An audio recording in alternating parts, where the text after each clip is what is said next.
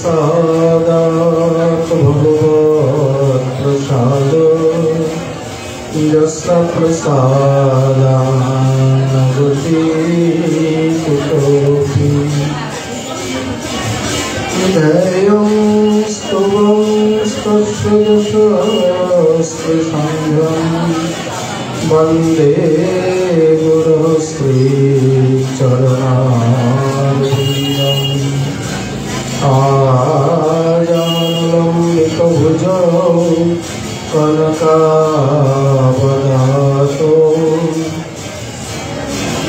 संकीर्तनैकपितरो कमलायताक्षो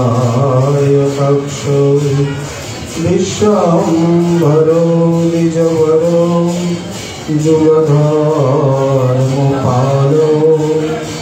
वन्दे जगत्प्रियकरो करुणावतारो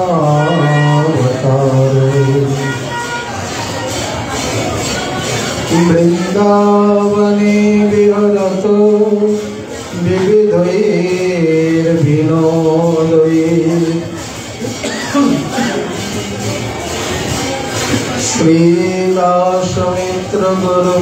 श्रीदासमित्रगुरुवृन्दमुदं विधत्रो वृन्दाश्रमं ललितया च विशाखया च संक्षेपमूर्तिजुगयो चरणे प्रपद्ये श्रीमद्भागवतं नौमि यस्यैकस्य प्रसादतः अज्ञातानपि जानन्ति सर्वगमानपि स्वसुखनिवृतचेता तद्बुधस्तन्नभावो भजितरुचिरलीला कृष्णसारोस्तदीयम् वदनुतकृपया यस्तत्त्वदीपं पुराणम् तमखिलविजिनाघिनं वैश्वसूनुं नतोऽस्मि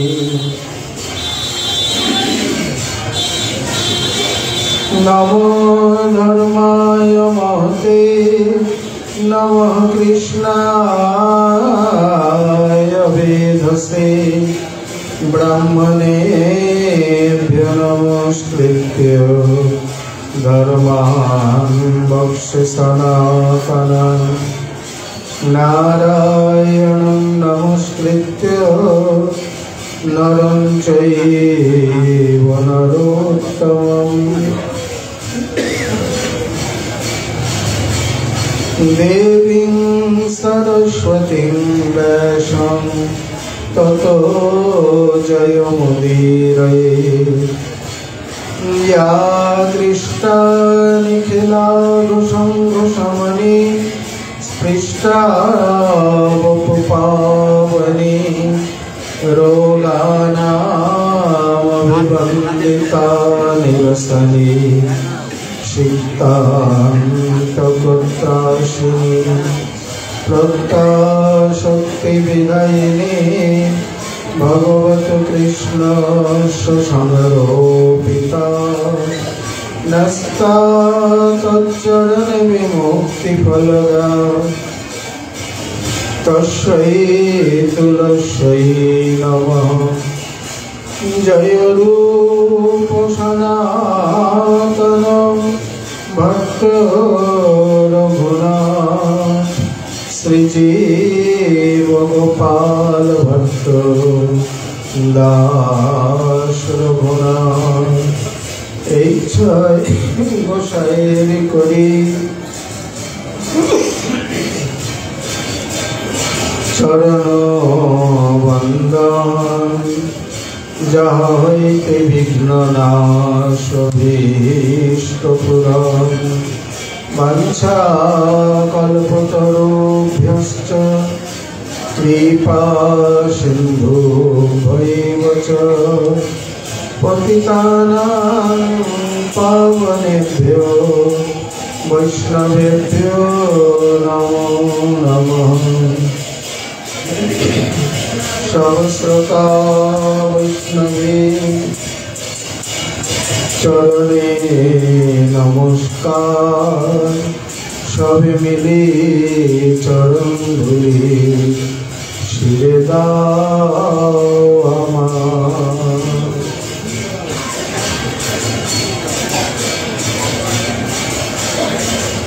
जय जय श्री चैतन्य जय नित्यानंद जय अद्वैत चंद्र जय गौर भक्तवृंद।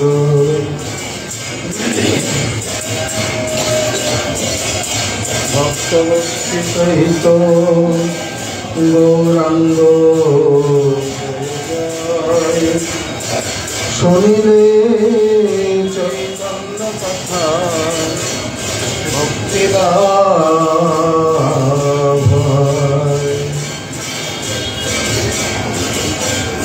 গৌরাঙ্গ নহে মোর রাধাঙ্গ স্পর্শ, গোপেন্দ্র সুত বিনা কেহ না স্পর্শে অন্যজন।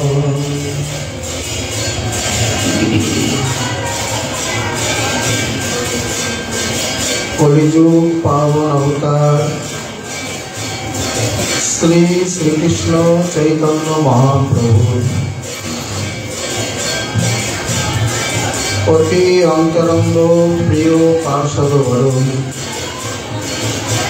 গৌড়ীয় আচার্য কুল ভাস্কর পরম বিরক্ত শিরোমণি কবিকুল মুকুটমণি বিশ্ব বৈষ্ণব রাজ সভা সভাজন মহাজন শ্রী শ্রী রাধা কুণ্ডাশ্রয়ী শ্রী শ্রীল কৃষ্ণদাস কবিরাজ গোস্বামী চরণ তদীয় অমর মহাগ্রন্থ শ্রী শ্রী চৈতন্য চরিতামৃতে মধ্য লীলায় অষ্টম পরিচ্ছেদে শ্রী শ্রী রামানন্দ সংবাদ প্রসঙ্গে শ্রীমন মহাপ্রভুর আবির্ভাবের অন্তরঙ্গ কারণ বা তার স্বরূপ বর্ণন করতে গিয়ে বলছেন, গৌরঙ্গ নহে মোর রাধাঙ্গ স্পর্শন, গোপেন্দ্র সুত বিনা দেহ না স্পর্শে অন্যজন। মহাপ্রভু বলতে বাকি রাখলেন কি আর, তিনি গোপেন্দ্র সুতকে ছাড়া স্পর্শ করেন না। তার মানে আজকে ব্রজরাজ নন্দনকে স্পর্শ করেছেন তাই তিনি গৌর হয়েছেন, আর সেই গৌর আমি। তার মানে আমি ব্রজরাজ নন্দন, আমাকে তিনি আলিঙ্গিত করে রেখেছেন, বা তার দ্বারা পরিরম্ভিত যে শ্রী বিগ্রহ তিনি হচ্ছেন শ্রী গৌর। এই অংশে গতকাল আমরা তার আবির্ভাব, তার সতীত্ব বা পাতিব্রত্য ইত্যাদি ধর্ম সম্বন্ধে যথাকথঞ্চিত দিগদর্শন করেছিলাম। এই প্রসঙ্গে আরেকটি সুন্দর কাহিনী রয়েছে যা ভক্তি রসামৃত সিন্ধুতে শ্রী রূপ গোস্বামী ধরেছেন এবং চৈতন্য চরিতামৃতেও ধরেছেন। ভাগবতে বর্ণিত যে মহারাস যা যমুনা পুলিনে শতকোটি গোপীর সঙ্গে শরৎকালে অনুষ্ঠিত হয়েছিল, আর বসন্তকালে গোবর্ধন তটে যে বাসন্ত রাস অনুষ্ঠিত হয়েছিল, মহারাসের বর্ণনা আমরা ভাগবতে পাই, আর বসন্ত রাসের বর্ণনা আমরা গীত গোবিন্দে পাই। রাসে হরিমিহ বিহিত বিলাসম, এটি গীত গোবিন্দের বাসন্ত রাস এই গোবর্ধনের তটে অনুষ্ঠিত হয়েছিল। চন্দ্র যেখানে উজাড় করে তার কিরণরাজি বিকিরণ করে, এই জন্য পাশে নাম হয়ে গেছে চন্দ্র সরোবর। এইখান থেকে একটু আগে যে পেঠগ্রাম বা পেঠাগ্রাম, এই স্থান দিয়ে পরিক্রমাও করা যায়। আমরা অনেকবার পরিক্রমা করেছি এই স্থান দিয়ে, মানে শোকাড্ডার যে রাস্তা চলে গেছে চন্দ্র সরোবরে, ওইখান দিয়ে গেলে চতুর্ভুজ মন্দির হয়ে একেবারে গোবিন্দকুণ্ডের পার হয়ে, মানে রাজস্থান আর উত্তরপ্রদেশের যে সীমা ওইখানে গিয়ে ওঠে। অনেকে এইখান দিয়ে পরিক্রমা করেন, বা যাদের সময় আছে যারা ঘুরে ঘুরে ভজন করছেন। এই স্থানে তিনি রাস করে আর গোপীদেরকে পরীক্ষা করার জন্য চতুর্ভুজ নারায়ণ রূপে প্রকটিত হন। রাসে অন্তর্ধান এটি যেন তার একটা স্বভাব, বা বিভিন্ন মানে লীলা কৌতুকী, বিভিন্ন লীলা কৌতুকের জন্য এইরকম রঙ্গরস করে থাকেন। আসলে রঙিয়া ঠাকুর এখানে এমনভাবে লুকিয়ে গেলেন, হঠাৎ করে কেউ দেখতে পাচ্ছেন না। গোপীরা অন্বেষণ করতে করতে এই নারায়ণ চতুর্ভুজের কাছে এসে উপস্থিত। ভাবছেন এখানে তো কোনো মন্দির আদি বা এখানে কোনো বিগ্রহ ছিল না, এই চতুর্ভুজ কোথা থেকে এলো? আচ্ছা, যা যেখান থেকে আসো। হে দেব নম নারায়ণ, কৃষ্ণ সঙ্গে করা হোক মিলন। এইভাবে সব প্রণাম করে আশীর্বাদ চাইছেন, আমাদের ইষ্টদেবকে মিলিয়ে দাও। এই পর্যন্ত তো তিনি রক্ষা করেছেন নিজের রূপকে, কিন্তু যখন খুঁজতে খুঁজতে সাক্ষাৎ মহাভাবময়ী এসে উপস্থিত, এই দৃষ্টান্তে একসঙ্গে অনেক দৃষ্টান্ত চলে। যেমন তার বিশুদ্ধ মাধুর্যের কাছে কৃষ্ণের ঐশ্বর্য প্রকট করলেও স্থায়ী হয় না, টিকতে পারে না। এর যেমন একটি প্রমাণ। আর তিনি এত বড় মানে কৃষ্ণময়ী, কৃষ্ণ যার অন্তরে বাহিরে, তার কাছে তার অন্য কোনো স্বরূপ পর্যন্ত টিকতে পারে না। ভগবৎ স্বরূপই তো, অন্য তো কিছু নয়। অতএব চতুর্ভুজ রূপ আর রাখতে পারলেন না, সঙ্গে সঙ্গে দুটি হাত পেটের মধ্যে ভরে দ্বিভুজ মুরলীধর রূপে প্রকট হলেন। এখানে দ্বিভুজ মুরলীধর পীত বসন, শ্যামসুন্দর শিখি পিঞ্চ গুঞ্জা বিভূষণ, ইহা ছাড়ি কৃষ্ণ যদি হয় অন্যাকার, গোপিকার ভাব নিকট না যায় তাহার। দৃষ্টান্তটি ঘটনাটি দুদিক দিয়ে পুষ্ট করছে। একদিকে যেমন গোপী প্রেমের বিশুদ্ধ মাধুর্য, ওই রকম ও তারই রূপ, কিন্তু অনুরূপ হলে গোপীগণের ভাব তার কাছে যাবে না, ওই যে নমনারায়ণ বলে চলে এলেন। আর এদিকে কৃষ্ণেরও সাধ্য নেই যে তার সামনে তিনি দ্বিভুজ মুরলীধর শ্যামসুন্দর শিখিপিঞ্চ গুঞ্জা বিভূষণ রূপ ছাড়া, মানে নটবর রূপ ছাড়া অন্য কোনো রূপে তার সঙ্গে লীলাবিহার করবেন। লীলাবিহার অনেক দূরে, প্রকটই হতে পারছেন না। ওই জন্য তো নিধুবনে ক্রন্দন করে উঠেছিলেন। এই বৃন্দাবনে কত চতুরানন, পঞ্চানন, ষড়ানন, দশানন, শতানন, কত কত জন এসছে, তোমারও কত মূর্তি, কিন্তু কেউ কোনোদিন আমার মনকে হরণ করতে পারেনি। আজ এই গৌর পুরুষকে কেন বারবার তার দিকে আমার মন চলে যাচ্ছে? আমি কি অসতী হয়ে পড়লাম? আমার ধর্ম কি জলাঞ্জলি গেল? বাস্তবিক এটি কোনোদিন সম্ভবই নয়, এমনকি স্বয়ং ভগবানের পক্ষেও নয়। তিনি বলছেন তুমি দুঃখ করো না, আমারই রূপ এই দেখো বলে তিনি তার ভাবকান্তি নিয়ে সেই রূপ প্রকট করে দেখালেন। তুমি এইভাবে প্রকট হবে? বলে হ্যাঁ। আগামী অবতারে কলির প্রথম সন্ধ্যাতেই প্রকট হব তোমাকে নিয়েই। লঘু ভাগবতামৃতে অবতারের কতগুলি বৈশিষ্ট্য আছে, যেখানে তিনি স্বয়ং প্রকটিত হন সেখানে তার শক্তি তার মধ্যে অন্তর্নিহিত থাকে। আবার যখন লীলা বিহার বিলাসের প্রয়োজন হয় তখন তার শক্তি আলাদা পৃথকভাবে প্রকটিত হয়।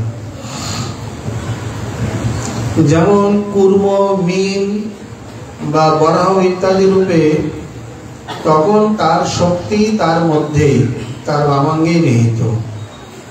আবার যখন শ্রী রাম আদি নারায়ণ আদি রূপে প্রকটিত তখন তার শক্তি তার সঙ্গে পৃথক। এই অবতারে কেবল তার মধ্যে নয়, এই অবতারে দুজনে মিলিত, মানে কে কার মধ্যে আর কে কার বাইরে এ পরিষ্কার করে বলা যাবে না। এছাড়াও এখানে তার যে পাতিব্রত্য ধর্ম ইত্যাদি দেখানো হয়েছে, যেমন রাজ্যাভিষেকে বা তার জন্মোৎসবে, বিশেষ করে কৃষ্ণের, বলদেবের এবং রাধারানীর তিনজনার জন্ম নক্ষত্রে 3 দিন করে কৃষ্ণের গোচারণ বন্ধ থাকে। প্রতি বছরই বর্ষানা থেকে নিমন্ত্রণ আসে, নন্দ বাবা, মা যশোদা, কৃষ্ণ, বলদেব ইত্যাদি সকলে মিলে বৃষভানুপুরে চলে যান, সেখানেই অবস্থান করেন। সপ্তমীর দিনে যান, অষ্টমীতে উৎসব অভিষেক, নবমীতে উৎসব দধিমঙ্গল আদি করে ফিরে আসেন। 3 দিন গোচারণ বন্ধ। এই সময় তিনি যা যা গ্রহণ করবেন, অভিষেকের দ্রব্য, চন্দন, মালা ইত্যাদি সব কৃষ্ণের প্রসাদী হয়ে, অন্যভাবে নয়। অভিষেকের সময় এখন রাধারানীকে চন্দন দেবেন, মালা দেবেন, কিভাবে প্রসাদী কি করে করবেন? ওদিকে শালগ্রাম আনতে যাবে বা পূজারী প্রসাদী করে নিয়ে আসবে অনেক সময়। পূর্ণবাসী দেবী বলছেন, এক কাজ করো, গর্গাচার্য বলছে না যে নারায়ণ সমগুণে একেই প্রসাদী করে দেয়, এর মধ্যেই নারায়ণ রয়েছে, একে প্রসাদী করে দিলেই হবে। তার মানে কি, ছলে কৌশলে যেভাবেই হোক তার প্রসাদী ছাড়া উনি নেবেন না। তো কি মধ্যাহ্নে কি অপরাহ্নে বা যে কোনো সময় দাসীগণের দ্বারা অধরামৃত আনিত হবে, তবে তিনি ভোজন করবেন। উনি বিনা অধরামৃতে ভোজন করবেন? এটি সম্ভব কোনোদিন? অর্চনের ক্ষেত্রেও তাই। তাহলে আপনারা তার চরণে ফুল তুলসী দেন, আমানিয়া অপ্রসাদী এই বেলায়। এই একটা ক্ষেত্রে একটু বিশেষ, কেবল রাধারানীর অর্চনের ক্ষেত্রে, মানে কেবল তাকে এখানে শক্তি রূপে নয়, অভিন্ন দ্বিতীয় বা আত্মা রূপে কল্পনা করে গৌরী বৈষ্ণবের যে উপাসনা, তাতেই গিয়ে শ্রী রাধারানীর চরণে তুলসী এবং পুষ্প অর্পণ, বাদবাকি সমস্ত কিছু মালা, চন্দন, অন্যান্য আভূষণ ইত্যাদি সব প্রসাদী করে। তখন আর আমারই নয়, নৈবেদ্য আদি তো আছেই। তাহলে এই সকল দৃষ্টান্ত বুঝিয়ে দিচ্ছে, শয়নে, স্বপনে, জাগরণে যিনি কৃষ্ণ, কৃষ্ণ প্রসাদী বা কৃষ্ণ রূপ চিন্তা ইত্যাদি ছাড়া কিছু জানে না, বা অন্য কারোর সামর্থ্য নেই, অন্য স্বরূপ দূরে থাক, অন্য দেব দেবী, দানব, মানব, গন্ধর্ব দূরে থাক, তারই শ্যামসুন্দরেরই অন্য স্বরূপ তার নিকট প্রকট হওয়ার সাধ্য নেই। রাধারানী এতখানি মানে বিশুদ্ধ মাধুর্য মূর্তি, সতী এবং পরম পতিব্রতা। রাশে যখন বলছেন যে আমরা যে গৃহে যাব, গৃহে গিয়ে করবো কি? বলেন প্রতিসেবা করবে। তোমাদের প্রতি কি দুশ্শীল, দুর্ভাগ্য, জ্বর, নির্ধন, রোগী, প্রতিস্ত্রীবের না হাত লোকে সুবিধা পাহাত কি? এই জগতে পতিকে ত্যাগ করলে অপযশ হয়, ওই জগতে নরকাদি হয়, যাও ঘরে যাও। তখন ললিতা দিয়ে গিয়ে এসে বলছেন, সকলে তো ভূমিতে লিখতে লাগলেন নখের দ্বারা। ললিতা দেখছেন কিছু কথা না বললেই নয়, বড় বড় কথা বলতে শুরু করেছেন। মুখরাত এসে বলছেন, শোনো, শোনো শোনো সুকপট শ্যাম চন্দ, কইছে কৌশিক ইহ অনুবন্ধ। ভাঙলি কুলশীল মুরলিত গানে, আর কিঙ্করি গণে জন কেশে ধরি আনে। অবকাহে কহত কপট ধর্মযুত বল, আর ধার্মিক হরয়ে কি কুমারী নিচন। এখন তুমি ধার্মিক হয়ে বড় বড় ধর্মের কথা বলছো। কোন ধার্মিক কুমারী বস্ত্র হরণ করে বলে দাও, আমরা থাকতে আসিনি, চলে যাব। শ্যাম বলছেন, ললিতে তুমি যতই আচালি পাচালি কাটো, আমি তোমাদের দলে নেই। বলছেন, তুমি যে পতি করছো, আমাদের পতি কে? বলে ঘরে যে আছে। বলে সেই পতি নয়, পতি তুমি। আমি কি করে পতি হলাম? বলে পতি শব্দের অর্থ কি? যে কেবল পানি গ্রহণ করে, মালা বদল করে, বা বিপ্র মন্ত্র অগ্নিকে সাক্ষী করে পানি গ্রহণ করে, সেই কেবল পতি হয়? তা নয়। পতি শব্দের আরেকটি সুন্দর অর্থ আছে। কি? পা ধাতু রক্ষণে, পাতি রক্ষতি ইতি পতি। বিশ্বজলাপয়াদ বেল রাক্ষসাদ বর্ষ মারুতাদ বৈদ্যুতান আলাদ বৃষময়াত মজাদ বিশ্বতো ভয়াত ঋষভতে বয়ং রক্ষিতামহ। বিষ, বেল, জল, বজ্র, বিদ্যুৎ, রাক্ষস ইত্যাদি সমস্ত কিছু থেকে তুমি রক্ষা করেছ, অতএব তুমিই পতি। আচ্ছা, একটা উত্তর দাও দেখি। কোন পতিব্রতা নারী পতিসেবা না করে জলগ্রহণ করে না। ঠিক আছে, তারপর? এখন দৈবাত যদি তার পতি কোনো কার্যে প্রবাসে বা বিদেশে যায়, তখন সেই পত্নী কিভাবে জীবনযাপন করবে? বলছেন, তার পতি যেভাবে আদেশ করে যায়, বা কোনো চিত্রপাট আদি, তার সেবা করবে। আচ্ছা, চিত্রপাটের সেবা করলো, কিছুদিন পর তার প্রবাসী পতি যখন ফিরে আসবে, তখন কার সেবা করবে? চিত্রপটে না প্রবাস থেকে ফেরত পতি? তখন আর চিত্রপটের কি দরকার, এখন তো সাক্ষাৎ এসেই গেছে, তখন তার সেবা করবে। বলে ঠিকই বলেছ। ঘরে যে পতিদের কথা বলছো, ওগুলো সব চিত্র। ওরা পতিন বর্ণ গো নতুপতি, এভাবে বিবাহ হয়নি। আত্মানং পতিবদ বর্ণতে ইতি পতিন বর্ণ। যোগমায়ার প্রভাবে তারা এইভাবে নিজেকে গোপীগণের পতি বলে মনে করে। মনে হয়েছে বিয়ে হয়েছে, একটা ঘোর ভাব, আচ্ছন্ন ভাব। আসলে মোটেই তা নয়। যথার্থ পতি তো তুমি। তা আমরা তোমার কাছে এসেছি, এই রাতের বেলা হোক আর দিনের বেলা হোক। আমরা কখনো আমাদের পাতিব্রত্য ধর্ম নষ্ট হয়নি। বাস্তবিক রাশি আসার পরেও, অভিসারিকা হওয়ার পরেও তারা চরম সতী, চরম পতিব্রতা। এই তাৎপর্য না বুঝলে এই গোপীগণের চরিত্র বোঝা যাবে কিভাবে? সর্বতভাবে ওই যে তিনি বলছেন, গোপেন্দ্র সুত বিনা তেহ না স্পর্শে অন্যজন। স্পর্শ দূরে থাক, তার সান্নিধ্যে আসা, অবস্থান করা দুঃসাধ্য, এমনকি তারই স্বরূপ। আর স্পর্শ সম্ভাষণ আদি তো অনেক দূরের কথা। এই অর্ধপায়ারে তার নিষ্ঠা এবং তার বাঞ্ছা একসঙ্গে প্রকট হলো। আমরা তো নিষ্ঠার কথা বললাম, বাঞ্ছা বলতে ওই যে রূপ লাগি আখি ঝুড়ে মনে মনোভোর, প্রতি অঙ্গ লাগি কাঁদে প্রতি অঙ্গ মোর, হিয়ারও পরশ লাগি হিয়া মোর কান্দে, পরানো পুতলি লাগি থির নাহি বান্ধে। এখানে উভয়েরই, আমরা রাধারানীর কথাই বলি। তার প্রাণবধূয়ার সঙ্গে তিনি এই প্রকার এমন ভাবে স্পৃষ্ট হয়ে যেতে চায়, এমন ভাবে মিশে যেতে চায়, যে কোনো মতেই, মানে প্রতিটি অঙ্গে, এক একটি অবতারের পিছনে কত কত কারণ থাকে। গৌর অবতারের পিছনে একটা কারণ, বিশ্লেষণ করলে মনে হয় শত কারণ বেরিয়ে আসবে। ওদিকে দেবর্ষী নারদ বলছেন, কলিযুগে গেহে গেহে জনে জনে আমি তোমাকে স্থাপন করবো। বাক্যটা কি মিথ্যা হবে? কলিতেই তো। প্রহ্লাদ মহাশয় বলছেন, সকলের পাপ তাপ আমার শিরে দাও, আমি অনন্তকাল নরক ভোগ করি, তুমি সকলকে উদ্ধার করো। ওখানে তো কেবল অসুরদেরকে তিনি দিয়েছেন, তারপরে তার কাউকে দেননি বা উদ্ধার করেছেন। বাদবাকি প্রহ্লাদের অভিলাষটাও যাবে কোথায়? ওদিকে এই বাঞ্ছা আদি, আরো কত ভক্তের কত বাঞ্ছা, কত আকাঙ্ক্ষা রয়েছে। যেমন তার নিজের মানে মুখ্য 3 বাঞ্ছা, রাধারানীরও কি কম? নারী মণি নও মানিক নও অঞ্চলে বাঁধিলে রও, ফুল নও যে কেশে করিবেশ, নারী না করিত বিধি তোয়া হেন গুণনিধি, আমি লইয়া ফিরিতাম দেশে দেশ। এ বাচ্চা কোথায় যাবে? কত আক্ষেপ।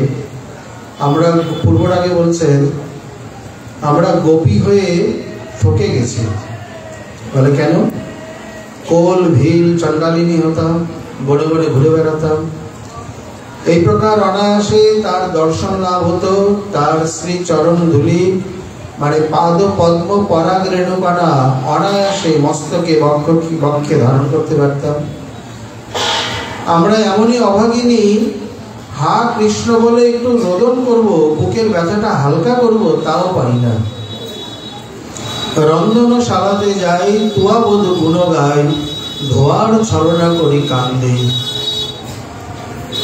চাই নবীন মেঘ পানে, তুয়া বধূ পরে মনে, এলাই লেকে সোনাহি বান্ধে। এখন এমনই ওই যে আমরা বললাম বহুবার্য মানত্ব, পরকে ভাবে এটা একটি অন্যতম বৈশিষ্ট্য, পদে পদে বাধা। হা কৃষ্ণ যদি বলেছেন তাতেও অসুবিধা, আপত্তি, না জানি কোন কলহ সৃষ্টি হয়ে যায়, না জানি তাদের উপর কোন অত্যাচার শুরু হয়, না জানি কত বঞ্চনা লাঞ্ছনা। এই জন্যে তারা করেন কি, রন্ধনশালে গিয়ে ভিজে কাঠ দিয়ে যখন ধোয়া হয়, আর সেই ধোয়ার ছলনায় তারা হা কৃষ্ণ হা প্রাণ গোবিন্দ বলে কাঁদতে থাকে। লোকে দেখতে বলে কি হয়েছে? বলে ধোয়াতেই চোখে জল পড়ছে, চোখ লাল হয়ে গেছে। বাস্তবিক তাদের এই আক্ষেপ এগুলো যায়নি।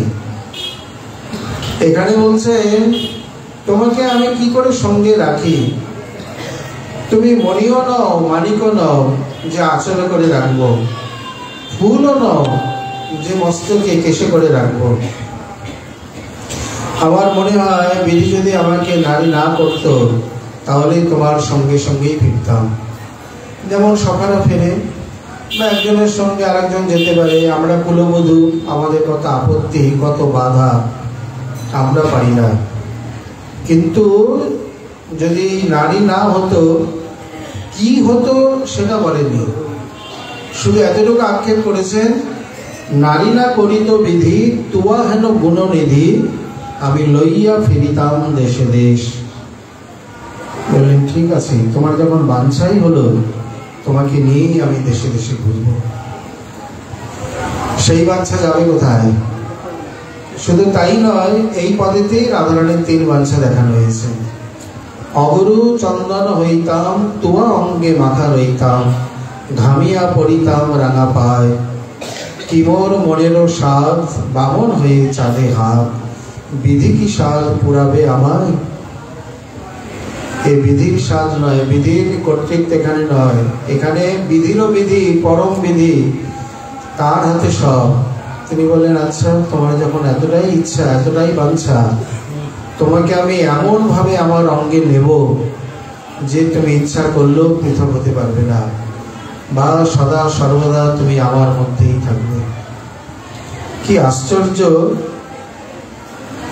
এমনি কৃষ্ণের চরণে রয়েছে 19টি চিহ্ন, বাম দক্ষিণ পাদে 11, বাম পাদে 8টি, 19টি চিহ্ন। রাধারানীরও তাই। আর মহাপ্রভুর উভয়ের মিলে গিয়ে 2 চরণে 32টি চিহ্ন। অত মনে রাখবে কি করে? মিলিত তো সবকিছুই তো এইরকম হবে। আমাদের এখানে কি হয়, যখন 64 মন্ত্রের ভোগ হয় না, ওই কয়েকটা পারস সব দ্বিগুণ দ্বিগুণ করে যায়, ওটা একটা রীতি হয়ে গেছে। অন্যদের 6টা পুরি হলে এখানে 12টা পুরি, অন্যদের 2টো লাড্ডু হলে এখানে 4টে লাড্ডু, অন্যখানে 2টো মিষ্টি হলে এখানে 4টে মিষ্টি, সব দ্বিগুণ দ্বিগুণ। মানে মনে হয় এইখান থেকেই দ্বিগুণ পদ্ধতিটা চালু হয়েছে। দেখতে তো এক, বসে তো আছে দুজনে, এখন দেবেন একজনকে, খাবে ভাগ করে দুজনে, তাহলে কম পড়ে যাবে না? অতএব দ্বিগুণ করেই দেওয়া হোক। সব দিকেই রস। এখানে 32টি চিহ্ন এবং এমনভাবে অঙ্গাঙ্গি করে রয়েছে, কখনো কৃষ্ণভাব কখনো রাধাভাব। কি আশ্চর্য!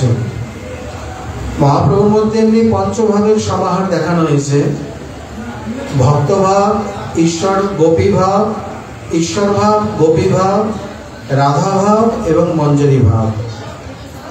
নবদ্বীপে থাকাকালীন গয়া থেকে প্রত্যাবর্তনের পর ভক্ত ভাব, যে নিমাই গয়াতে গেল সেই নিমাই আর ফিরে আসেনি।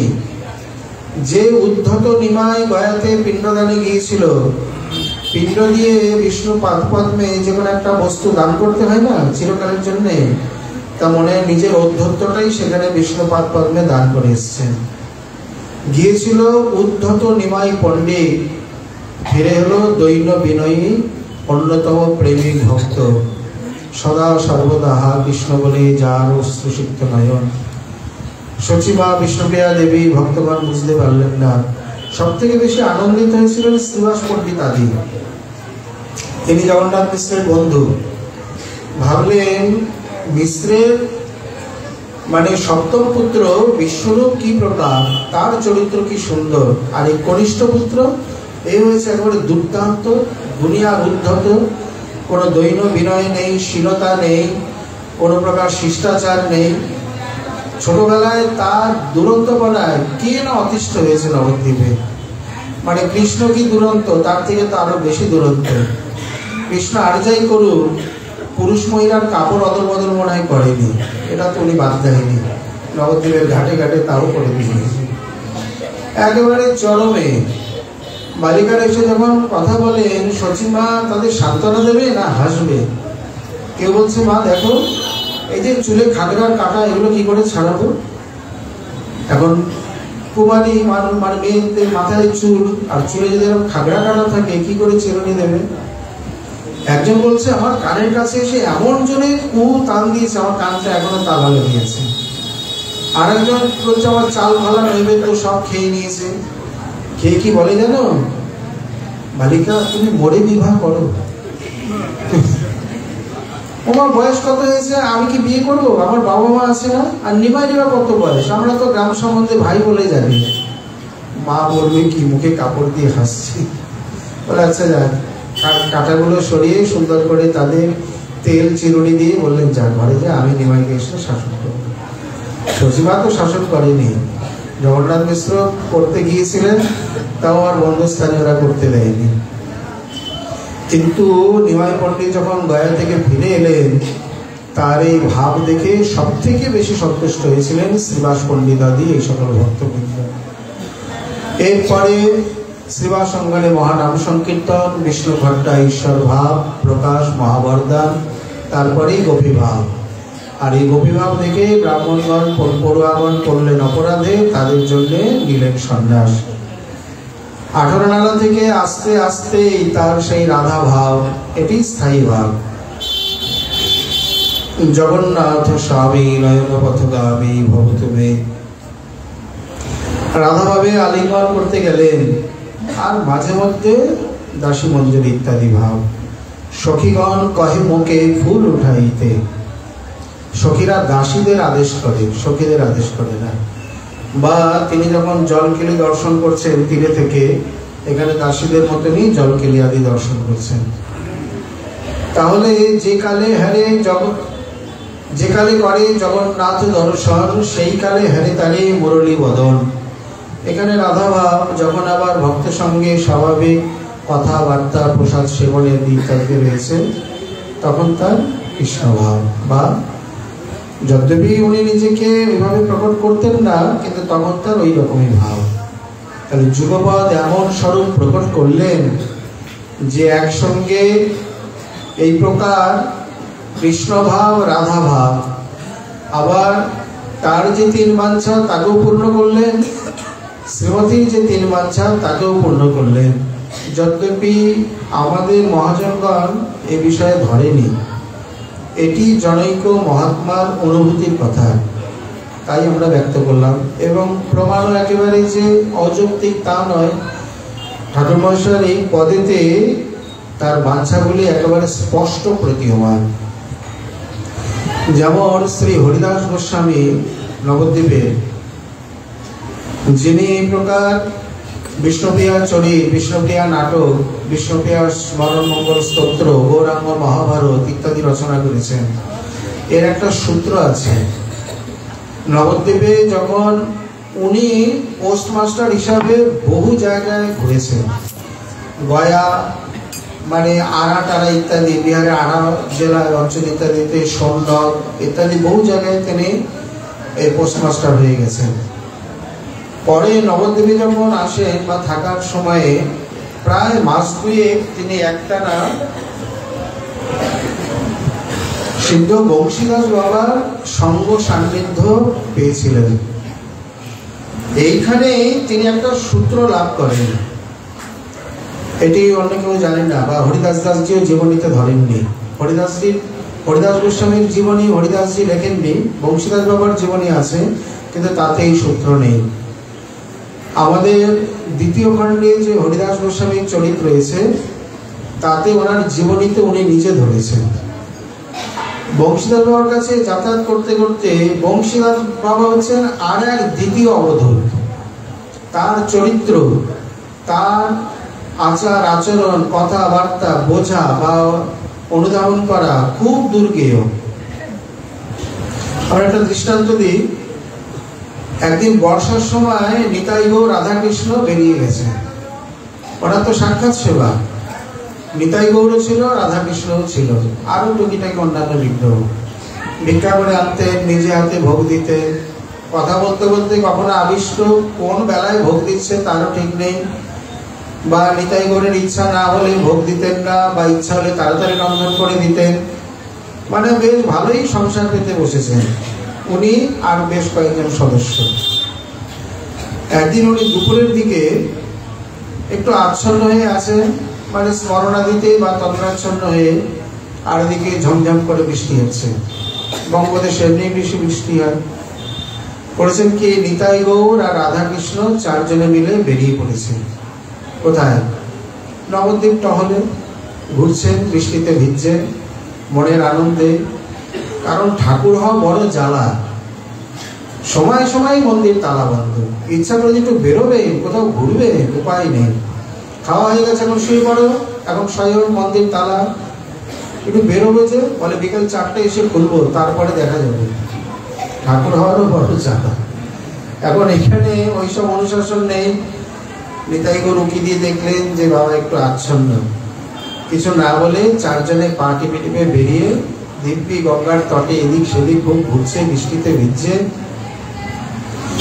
হয়েছে কি, বৃষ্টিতে ভেজা অভ্যাস নেই, বা লীলা বিহারী লীলাতে করেছেন কি, যখন ফিরেছেন সাক্ষাতেই 3-4 জনে একদম মানে লাইন দিয়ে, ইনি দায়িত্ব আরেকজন, উনি দায়িত্ব আরেকজন, চারজনে তো।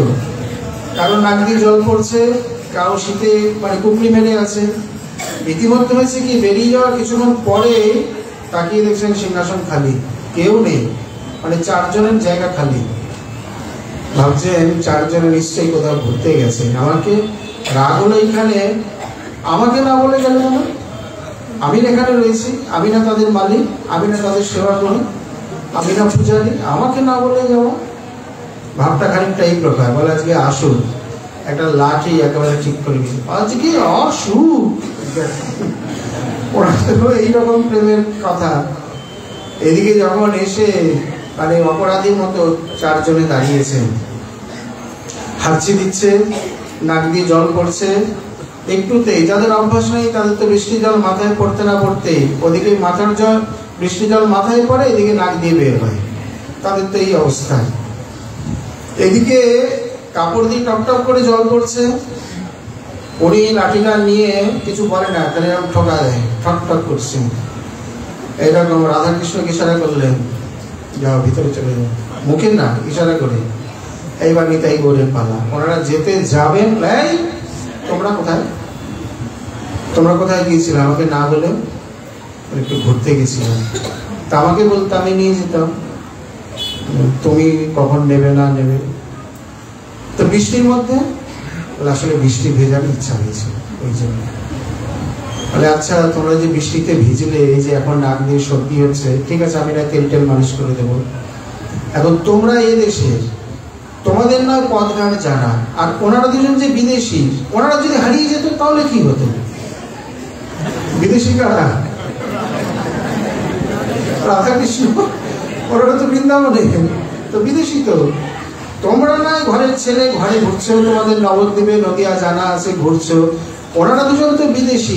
ওনারা দুজন যদি হারিয়ে যেত আমি কোথায় কোথায় খুঁজে পেতাম? হ্যাঁ, একেবারে কাছুমাচু করে নিতে, চুপ করে এইভাবে বলতে বলতে ফুরুত করে ভিতরে গিয়ে ঢুকে পড়েছে।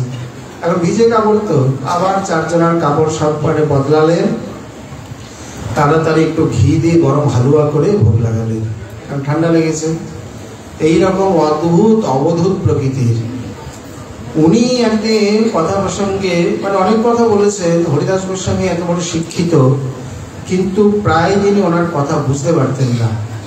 ওই যে এই প্রেমা যার মনে করে উদয়, তার ক্রিয়া মুদ্রা বিজ্ঞে না বুঝায়, অনেক সময় বুঝতে পারতেন না। একদিন বলছেন, যেখানে বিরহ সেখানেই গম্ভীরা। তাই এতটুকু, এইটাই সূত্র। যেখানে বিরহ সেখানেই গম্ভীরা। তার মানে আমরা তো জানি গম্ভীরা নীলাচলে, নীলাদ্রিতে গুপ্ত গম্ভীরা বা কাশী মিশ্রালয়। বলছেন না, যেখানে বিরহ সেখানেই গম্ভীরা। তাহলে নবদ্বীপও গম্ভীরা? নবদ্বীপে কি করে গম্ভীরা হবে? হয়, চিন্তা করো, ভাবো। আর খোলসা করলেন না, পরিষ্কার করলেন না। সূত্রটা হলো, যেখানে বিরহ সেখানেই গম্ভীরা। ঘরে এসে চিন্তা করছি কি বলতে চাইছে, কোন দিকে ইঙ্গিত করছে।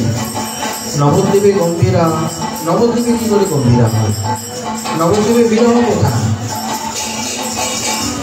যেমনই মনে মনে চিন্তা করছে, নবদ্বীপে বিরহ কোথায়?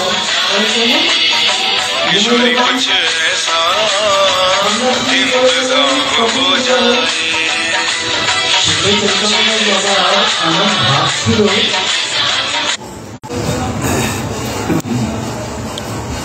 নবদ্বীপে মহাপ্রভুর অঙ্গনে কোন এক কীর্তনী আসছে, নিমাই সন্ন্যাস পালা গাইছে। নদিয়া ছাড়িয়া আমার গৌরাঙ্গ গেল রে, নদিয়া ছাড়িয়া আমার গৌরাঙ্গ গেল রে। আর সিদ্ধ বাবা মানে বসে এমন ভাবে ভাবাক্রান্ত হলেন, আর মানে রুষ্ট হলেন। বলছেন, ওকে খেদা, ওকে বিদায় কর এখান থেকে, বিদায় কর।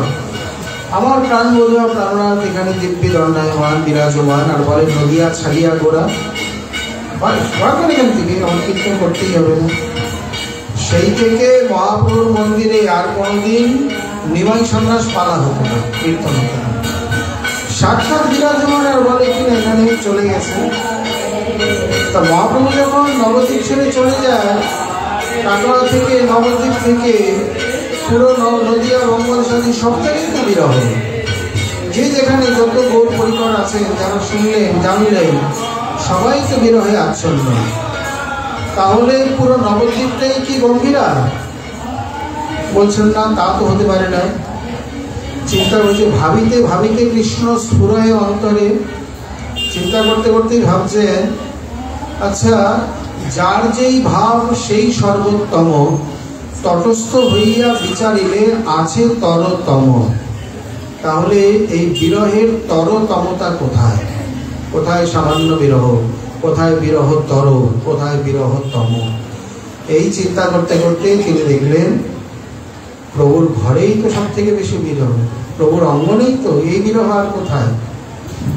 পরের দিন আবার গেলেন, বাবা আপনি কি বিষ্ণুপ্রিয়া দেবীকে ইঙ্গিত করছেন? তাহলে আমি কিছু জানি না, যেখানে বিরহ সেখানেই গম্ভীরা।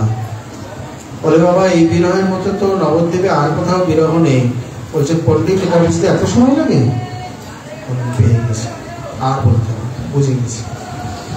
এই সূত্রকে অনুসরণ করে, কারণ তখনও পর্যন্ত সম্প্রদায়িক গ্রন্থগুলি ছিল না, এবং অনেক মনীষীর মতে গৌড়ীয় বৈষ্ণব দর্শনে বিষ্ণুপ্রিয়া দেবী অবহেলিতা, অপূজিতা। তো উনি তখন সেই সিদ্ধ বাবার সূত্রকে অবলম্বন করে প্রথমে বিষ্ণুপ্রিয়া চরিত, বিষ্ণুপ্রিয়া নাটক, বিষ্ণুপ্রিয়া স্মরণ মঙ্গল স্তোত্র, বিষ্ণুপ্রিয়া স্তব ইত্যাদি ইত্যাদি তিনি রচনা করেন।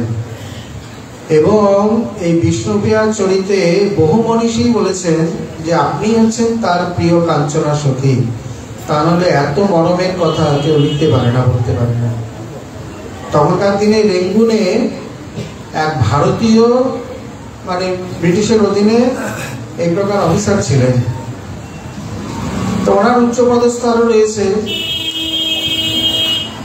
একটা পদে উনি একটার বেশি গীত আর গাইতেই পারে না, তাতেই তার অবস্থা খারাপ। একদিন একটা পদে এই তো সেই শয্যা, সেই বালিশ, কিছু যায় নাই, মানে কিছুই হারায়নি, কিছুই যায়নি। বিষ্ণুরা দেবী রোদন করছেন। এই পত্রটুকু পড়ে ওনার মন এমন ভাবে আক্রান্ত হয়, সেদিন উনি আর গিয়ে অপদস্থ হয়ে গেছিলেন। মানে ওনার যে উচ্চপদস্থ অফিসার, তার কাছে গিয়ে উনি একবারে বালকের মতো, এই যেমনই মনে বাক্যটি পত্রে উদয় হয়েছে, এমন ভাবে চিত্ত ভাবে উমরিত হয়ে উঠেছে, উনি একেবারে বাচ্চার মতো হাওয়া করে কেটে দিয়েছে। ওরা এইসবে কি বুঝবে? ওরা বলছেন এগুলো কি? কাজের মধ্যে এসে অফিসে যেমন কান্নাকাটি মেয়েদের মতো। তাড়াতাড়ি ফাইলটা রেখে দিয়ে আর কিছু না বলে উনি সেদিন অফিস থেকে চলেই আসলেন। ওনার দ্বারা কাজ করা সম্ভব নয়। পরে হরিদাস দিকে চিঠি লিখছেন, আমার এই অবস্থা, আমার স্ত্রীর গত 3 মাস যাবত যবে থেকেই চরিত পড়ছে, তার সঙ্গে ঘুম নেই। যদি স্ত্রীর কিছু হয়ে যায় তাহলে আপনি দায়ী, এই বলে চিঠি লিখলেন। তাহলে এখানে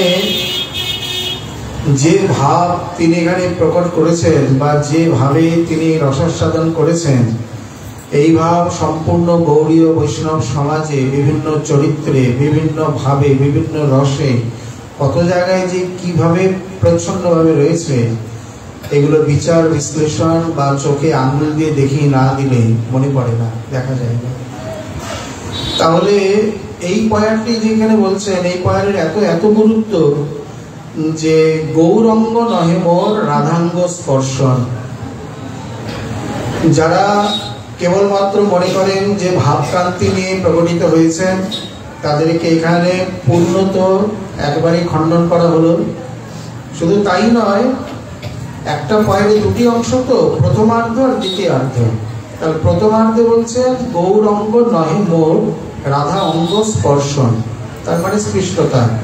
আর পরের অর্ধে গিয়ে বলছেন গোপেন্দ্র সুত বিনা তেহ না স্পর্শ অন্যজন। এটি অন্যায় রূপে ব্যতিরেকে। তাহলে কি হবে? ব্যতিরেকে তাহলে তিনি আজ গোপেন্দ্র সুতকে স্পর্শ করেছেন, এই জন্য তিনি গৌ, আর স্পৃষ্ট হয়েই অবতীর্ণ হয়েছেন। অতএব এর থেকে মস্ত বড় প্রমাণ আর কি হতে পারে? বাদ বাকিরা তো অনুভাবিক ব্যক্ত। এইদিকে যেমন অন্যান্য সমস্ত মতবাদকে খণ্ডন করলেন, দ্বিতীয়ত শ্রীমন মহাপ্রভু তিনি নিজে মানে রাধারানীর কতখানি নিষ্ঠা, যেমন তার নিজস্ব বাঞ্ছা তেমনি রাধারানীরও বাঞ্ছা, 2 বাঞ্ছার পরিণাম স্বরূপ হলো আজ শ্রী গৌর সুন্দর। কেবল একক বাঞ্ছাই নয়, এক তরফে নয়, এক পক্ষে নয়। কারণ এটা আমরা স্থাপন করতে পারি এই সিদ্ধান্তে যে প্রেম সবসময় দ্বিকটিস্থ।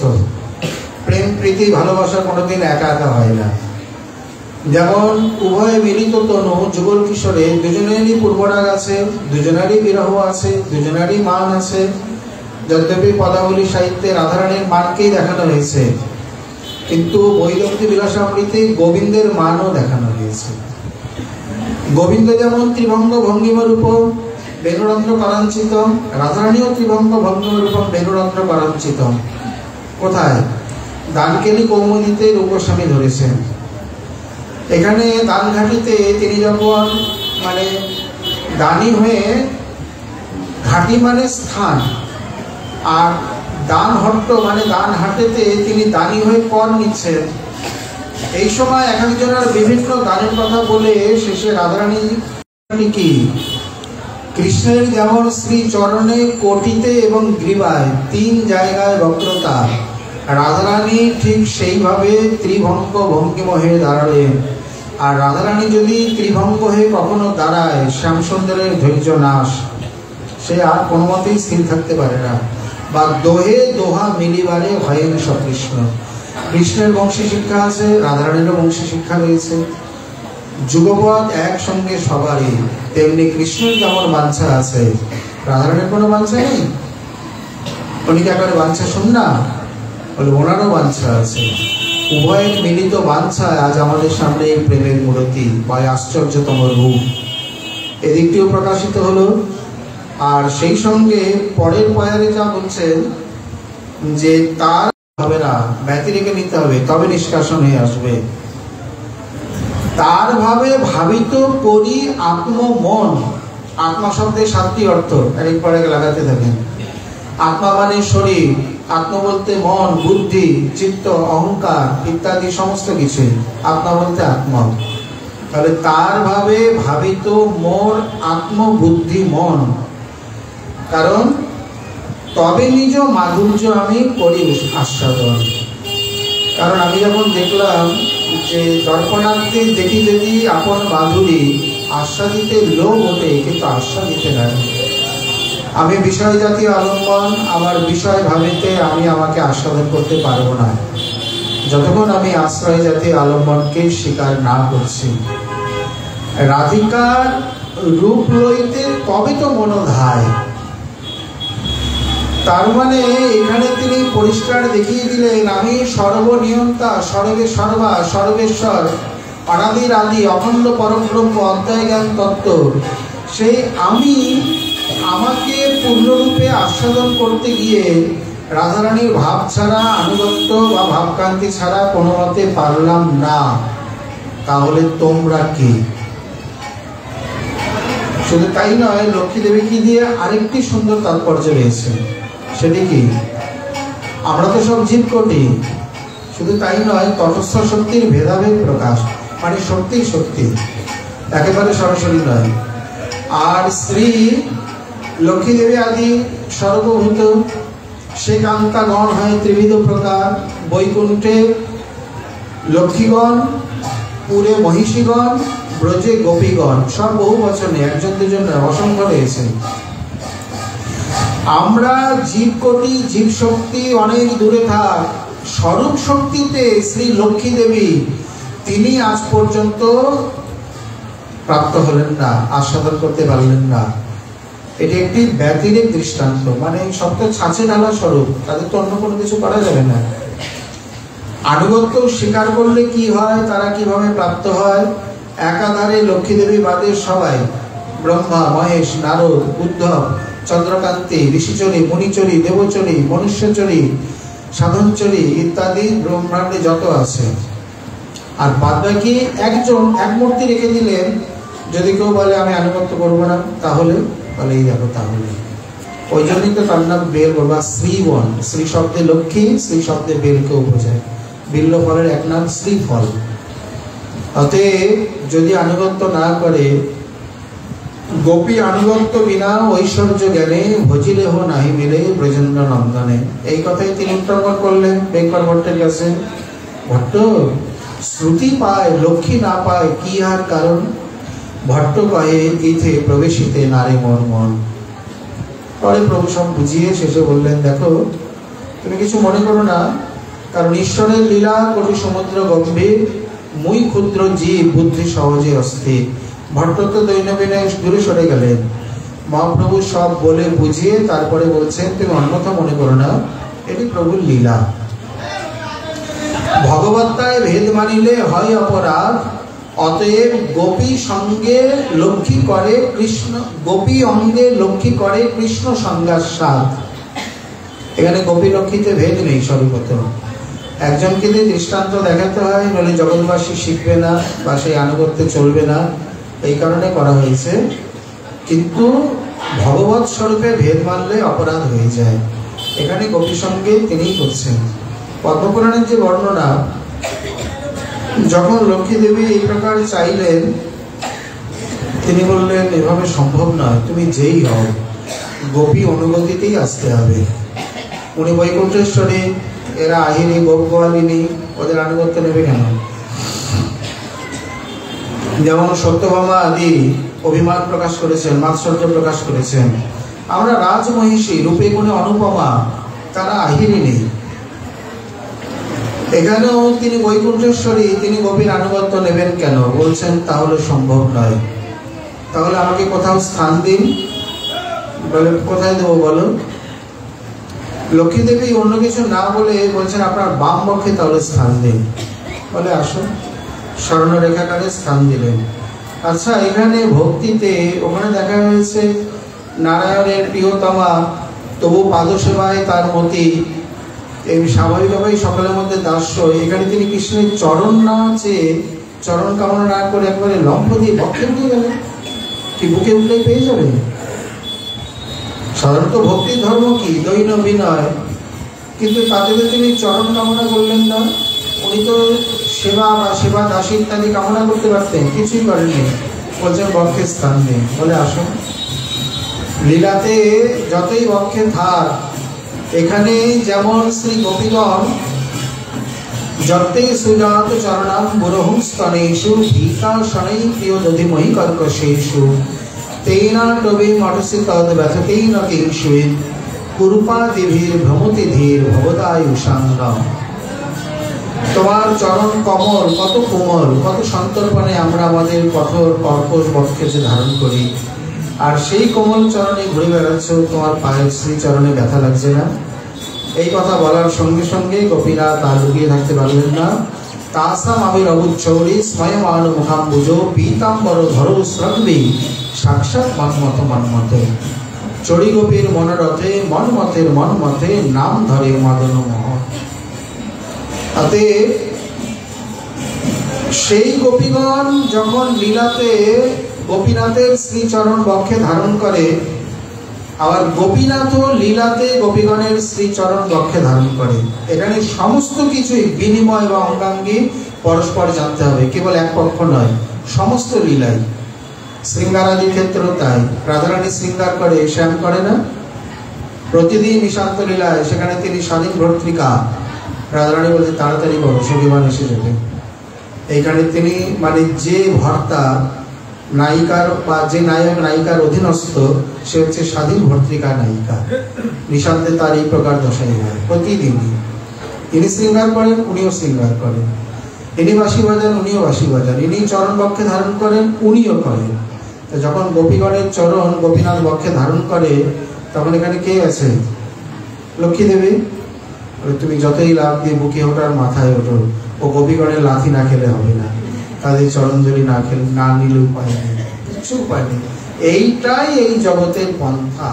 তুমি কোথা দিয়ে প্রবেশ করবে, তোমার জন্য আলাদা পন্থা হবে না। অতএব এর প্রমাণ একটা সুন্দর দিগদর্শন আমরা রামায়ণে পাই। যখন কাশীতে প্রেম তুলসীদাসজিকে বললেন, ওই যে ওই মন্দিরে হনুমানজি কুষ্ঠ রোগী রূপে প্রতিদিন রামায়ণ শুনতে আসে, সকলের আগে আসে, সকলের পরে যায়, তার শ্রীচরণ গিয়ে ধরো।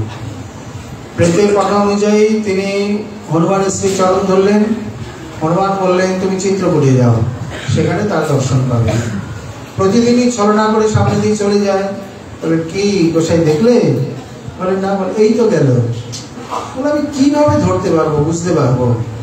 বলে তুমি এক কাজ করো, এইভাবে পারবে না, তুমি সীতা দেবীর আশ্রয় নাও। যখন জীব শক্তি স্বরূপ শক্তির আশ্রয় নিল, তুলসীদাসজি যে মুহূর্তে সীতা দেবীর আশ্রয় নিলেন, তারপরের দিনই দর্শন হয়ে গেল। সুন্দর নীল পীত রূপে রাজকুমার চলে যাচ্ছে, আর ওইখানেই তিনি গিয়ে তখন দাঁড়ালেন। বললেন দাঁড়াও, রোজ চলে যাও, একটুখানি তিলক পরিয়ে দিন। ওই চিত্রকূট के घाट में वही संतन के भीड़, चंदन घिसते तुलसीदास और तिलक देते रघुवीर। হনুমানজি বলছে কি গোসাই? বলে আজকে আপনার কৃপায় হয়েছে। বলে আমার নয়, মায়ের কৃপায় হয়েছে। এইখানে যদি সর্বশক্তির আনুগত্য দেখানো হয়, তাহলে মহাপ্রভু কৃষ্ণচন্দ্র কেন দেখাবেন না? উনি তো নিজেই সর্বশক্তির অনুগত। রাধিকার প্রেম গুরু, গুরু মানেই একটা আনুগত্য শব্দ চলে আসছে। আমি শিষ্য নট। শিষ্য কাকে বলে? যে গুরুদেবের অনুশাসন, দণ্ড ইত্যাদি কমলার মদনে সহ্য করতে পারে, তার আদেশ নির্দেশ অনুযায়ী চলে, সেই হচ্ছে যথার্থ শিষ্য। তাহলে আমি অখিল ব্রহ্মাণ্ড নায়ক, আমি যার অনুগত হয়ে আছি, তোমাদের তাহলে তার অনুগত হতে হবে না? আমি বলছি না তোমাদের অনুগত হতে হবে। যদি মনে বাঞ্ছা হয় যে আমার রসাস্বাদন করবে, তাহলে বাবা উপায় নেই। ওই যে মালিক গাছে হাড়ি বেঁধেছে তার কাছে গেলেই রসটা পাওয়া যাবে। তুমি এখান থেকে রস সতেজ চেষ্টা করে পারবে না। বাস্তবিক যারা খেজুর গাছ কাটছে তাদের কাছেই তো রস, তারাই তো উঠবে, তারাই তো হাড়িটা এনে দেবে। এখানে বলে ওখানে তো রস খেতে পয়সা লাগবে, টাকা লাগবে, বলে এখানে টাকা লাগবে না, এখানে লালসা থাকলেই পাওয়া যাবে। তত্র লোল্লামপি মূল্যমে কলম। যার লালসা আছে, যার আনুগত্য আছে, তিনি অনায়াসে পেয়ে যাবেন। তাহলে শ্রী শ্যামসুন্দর, শ্রীমন মহাপ্রভু ইত্যাদি বিভিন্ন প্রকারে, বিভিন্ন দৃষ্টিকোণে, বিভিন্ন দিক দিয়ে একই তত্ত্ব আমাদের বারবার বোঝাচ্ছেন। এই দুটি পয়ারে এত তাৎপর্য নিহিত আছে যে শ্রীমন মহাপ্রভুর অন্য সমস্ত মতবাদ খণ্ডন এবং যুগলের মিলিত তনু, রাধারানীর অনন্য নিষ্ঠা, সেই সঙ্গে রাধা আনুগত্য ছাড়া যে কোনো মতেই সম্ভবপর নয়, নিজেকে দিয়েই তিনি প্রমাণ করে দিলেন অন্যয় রূপে, আর লক্ষ্মী দেবীকে দিয়ে প্রমাণ করলেন ব্যতিরেক রূপে। এবার যথেচ্ছসি তথা কুরু, তোমার যা ইচ্ছা হয় তুমি তাই করো। আমি শাস্ত্র, বিবেক, জ্ঞান, বিচার, বিশ্লেষণ সব দেখিয়ে দিলাম, স্থাপন করে দিলাম, তোমাদের ইচ্ছা হয় করবে, না ইচ্ছা হয় করবে না। পরবর্তী পয়ারে আবার যা বলছেন শ্রীমন মহাপ্রভু কীভাবে আবার আমরা আগামীকাল আস্বাদনে আশা রাখি। আজকে আমাদের শ্রী শ্রী চৈতন্য রায়রামানন্দ সংবাদ কথা এখানে বিশ্রাম লাভ করি। নিতাই গৌর হরি গৌর।